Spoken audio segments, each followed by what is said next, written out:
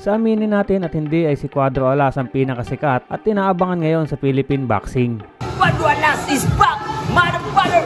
Kung noon ay puro Manny Pacquiao at Nonito Donaire ang buwang bibig ng mga Pinoy, ay ngayon naman ay si Cuadro Alas na. Yan ay sa kabila ng kabi-kabilang problema na nangyayari sa kanyang boxing career. Bukod sa dami ng kritiko at mga bashers, ay ang mga solidong tagahanga nito ang siyang dahilan kung bakit hanggang ngayon ay patuloy pa ding umiingay at inaabangan ito mapaloob at mapalabas ng boxing ring. Sino ba naman ang hindi mapapahanga sa pinapakita nito sa bawat laban na kahit dehadong-dehado na at wala nang naniniwala ay nagagawa pa din itong mapabagsak ang kanyang mga nakakaharap. And it won't be tonight. And a good body shot is down again. At yan ang pinatunayan niya nang tapusin niya sa unang round pa lamang ang huli niyang nakalaban ni si Saul Sanchez na inaakala nga ng marami na tatapos na sa kanyang karera. Sa pagkapanalo niyang ito ay dito niya pinaninindigan ang kanyang angas na hindi lamang siya basta salita kundi kayang-kaya niya itong panindigan. Subalit ang pag-aangas niya na ito ang isa din sa mga dahilan kung bakit nagiging mala roller coaster ang kanyang karir. Ang estilo din ni Cuadro Alas na patay kung patay sa ibabaw ng lona ang isa sa dahilan kung bakit dumarami ang sumusubaybay sa kanyang karir. Napakaraming bansa na din ang kanyang dinayo at marami sa mga ito ay sa mismong baluarte ng kanyang kalaban.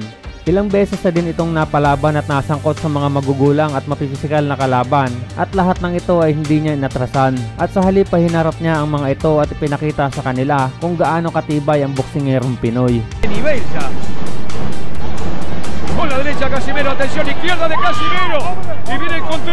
Kaya paglipas ng panahon ay binansagan na ito bilang angas ng Pinas. Tara na at pag-usapan natin ang makulay na karir ng angas ng Pinas sa si John Riel Casimero.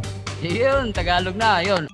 Simula ng talunin ni Cuadro Alas si Solani Tete at makuha ang WBO Bantamweight title, ay dito na nagumpisang makilala sa buong mundo ang kanyang talento. Sino ba naman ang mag-aakala na ang matangkad, malakas ang kamao at matalino sa ibabaw ng ring ay patutuwa rin lang ng 3 beses at tatagal lamang ng 3 round.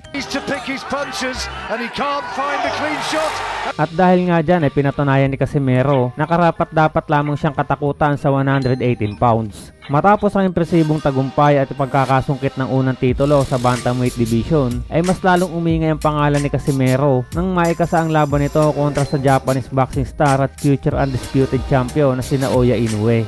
April 2020 sana nakatakdang magharap ang dalawa para sa unification ng kanilang belt, subalit dahil naman sa pandemya at pagbabawal sa mga contact sports ay kinansila ang laban ng dalawa. Hindi din makaalis sa Japan papuntang Amerika si Inoue kung saan sana gaganapin ang kanilang laban dahil sa health protocol, kaya naman nanatili na lamang ito sa kanyang bansa, habang si Cuadro Alas naman ay nanatili sa Amerika at inihanap na lamang ng ibang makakalaban. Hindi man nakaharap si Inoue, impresibong panalo naman ang ibinigay nito sa kanyang mga tagahanga at mga Pinoy nang wasakin ng undefeated na si Duke Maika.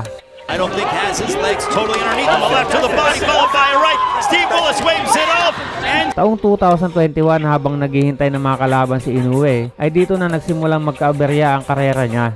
Mas malaking laban sana ang makukuha niya nang maikasa ang unification fight kontra sa WBC champion at kapwa Pinoy na si Nonito Donaire Jr. Isang malaking kasaysayan sana ang mangyayari dahil silang dalawa ang kauna-unahang Pinoy ang maglalaban sa unification at ang mananalo sana sa kanila ay siyang makakaharap ni Inoue para sa undisputed championship.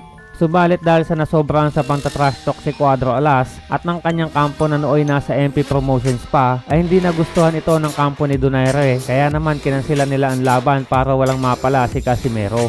Dahil sa nangyari ay muling bumalik sa original na makakaharap si Cuadro Alas kung saan idinipensa niya ang kanyang belt kontra sa WBA regular champion na si Guillermo Rigundo. Bukod pa dyan ay hindi na din naging maganda ang relasyon niya sa kanyang promoter. Kaya pagkatapos ng laban kontra kay Rigo ay umalis na ito sa pangangalaga ni Sean Gibbons. Sa kanyang pag-alis sa MP Promotions ay dito na naglaho ang pangarap ng lahat na makita na sana na makaharap niya ang monster ng Japan. At hanggang ngayon nga ay nananatiling pangarap para sa atin at kay Cuadro Alas. Simula nang umalis sa MP Promotions ay tila naligaw na ang karir ni Cuadro Alas kung saan 2 beses na hindi nagawang makakalaban sa title defense kontra kay Butler na isinugod pa nga sa ospital dahil sa sakit na inabot resulta ng matinding pagbabawas ng timbang. Kasunod niyan ay binawi na sa kanya ang WBO belt at ibinigay sa makakaharap niya sanang si Butler na hindi na din nagtagal ay nakaharap ni Inoue. Matapos mabaklasan ng titulo ay tila hirap na si Cuadro Alas na makalaban ang mga nasa tuktok ng rankings. Maging ang bago nitong promoter na si Masayuki Ito ay hindi nagawang maibigay sa kanya ang inihingi niyang laban kontra kay Inoue. Sa huling 4 na laban ni Cuadro Alas ay 3 dito ang naging kontrobersyal. Una nga dyan ay ang laban kontra kay Akaho na muntik nang mauwi sa no contest at ang laban kay Uguni na nauwi sa technical draw. At ang panghuli nga yung laban kay Saul Sanchez na bagamat first round knockout ang inabot ay overweight naman ito.